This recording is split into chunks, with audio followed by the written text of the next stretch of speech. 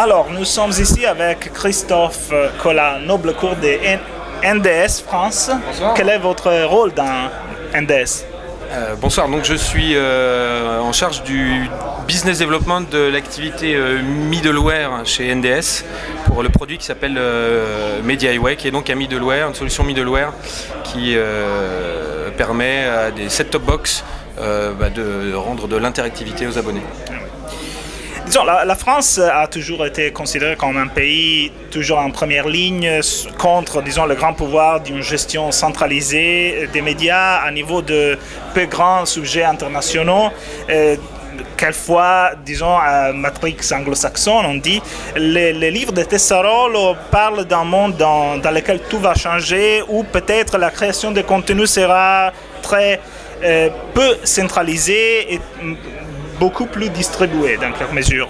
Et peut-être est une sorte de revanche technologique de ce que l'on a toujours appelé l'exception culturelle française. Oui, c'est vrai qu'on peut voir aujourd'hui effectivement une certaine explosion avec l'Internet de la diffusion des contenus fabriqués, comme on dit, in-house, et la multiplication des chaînes personnelles. Et, je crois qu'effectivement le livre de Tommaso qui met en valeur la Net TV prend toute sa valeur également dans le paysage audiovisuel français, comme vous le dites. Dans son livre, Tessarolo a écrit très clair que le format de distribution de contenu multimédia est destiné à écrire des nouvelles règles pour l'avenir de la TV. Ces nouveaux formats, c'est l'RSS, le Really Simple Syndication, qui, d'autre côté, encore n'est pas en gré d'intégrer les fonctionnalités pour l'accès conditionné. C'est vrai. Oui, c'est effectivement l'un des problèmes qui reste aujourd'hui posé dans cette multiplication des contenus sur Internet. Effectivement, le contenu possède et possédera toujours une valeur, et cette valeur, si on la met dans la perspective d'une logique commerciale, nécessitera un système de protection extrêmement secure.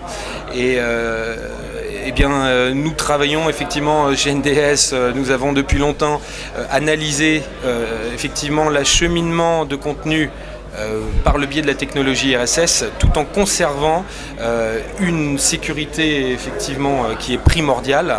Et vous êtes en train de travailler sur les RSS, pas sur un nouveau standard complètement différent? Non, pas du tout. Donc nous avons effectivement, nous travaillons sur un produit qui permet d'acheminer des contenus et de les rafraîchir par la technologie RSS en conservant tout le niveau de sécurité, c'est-à-dire l'ensemble des droits qui permettront à un utilisateur de voir ou de ne pas voir le contenu, mais en gardant toute la souplesse de rafraîchissement avec une très très haute fréquence, comme le permet RSS. C'est vraiment une technologie sur laquelle nous nous appuyons et qui nous permet, ne nous empêche pas jusqu'à présent, de garantir un niveau de sécurité très important.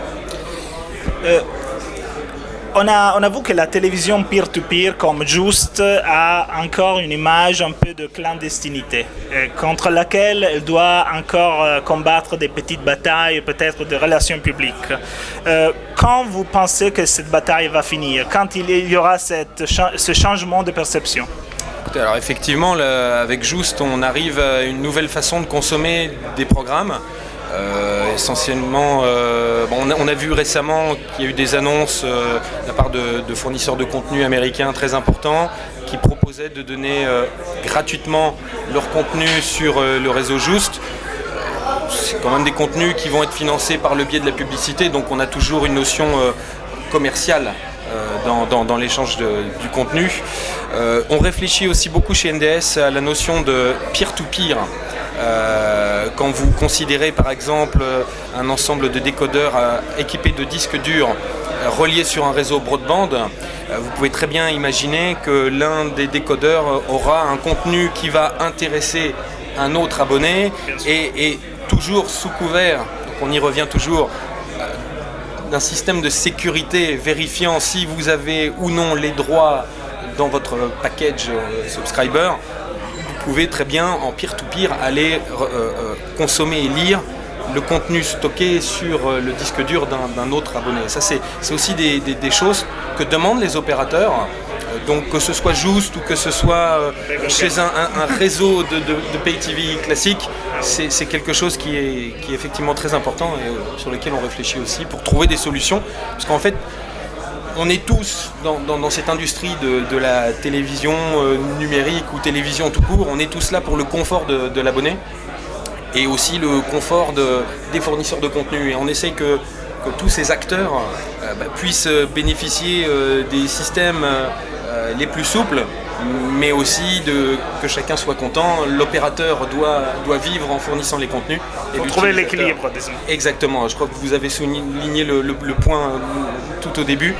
Et bon, c'est un petit peu les questions aujourd'hui avec cette explosion de la Net TV, de l'IPTV. Peut-être c'est le moment bon d'en parler dans des occasions comme ceci. Mais je crois que justement, j'essaierai de feuilleter le livre de Tommaso en essayant de comprendre l'italien, en attendant la version française ou anglaise, qui serait peut-être le signe d'un très grand succès. Oui, bien sûr. Je pense qu'en ayant feuilleté les quelques pages, j'ai cru comprendre qu'au moins les vraies questions étaient posées et je ne doute pas que Tommaso ait pu apporter des débuts de réponses pour avoir des solutions rapidement. Merci Christophe. Mais je vous en prie. Au revoir.